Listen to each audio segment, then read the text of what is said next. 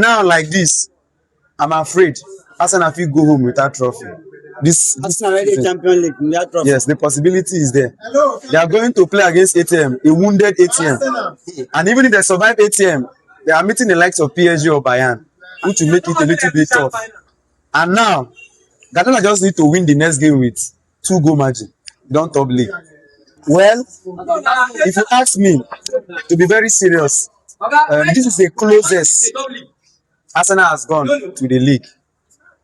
If you check from the beginning of the season, Liverpool defending champion, but they know they're serious. They were not informed, winning late games, doing all those late comeback. From the beginning, we know say you know if you win league like that.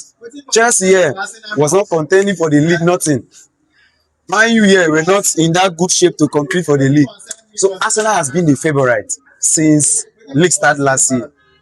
And now like this, I'm afraid Arsenal fit go home without trophy. This Arsenal already Champions League without trophy. yes, the possibility is there. They are going to play against ATM, a wounded ATM, and even if they survive ATM, they are meeting the likes of PSG or Bayern, which will make it a little bit tough.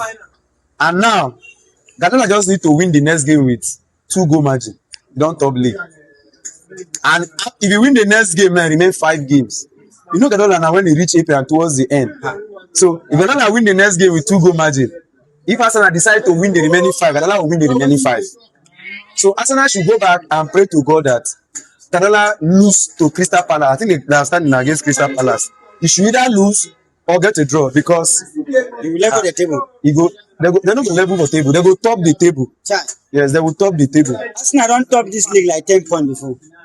That was last season, more than 10 points. But what I'm saying is, this season was closer than that last season. But for this game, I think if the Arsenal fan I go support why he bench Eucharist. If you check, during that half time, they analyze Harvard impact.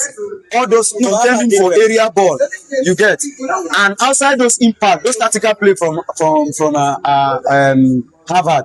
Now Harvard na even still ginger that ball, score that goal.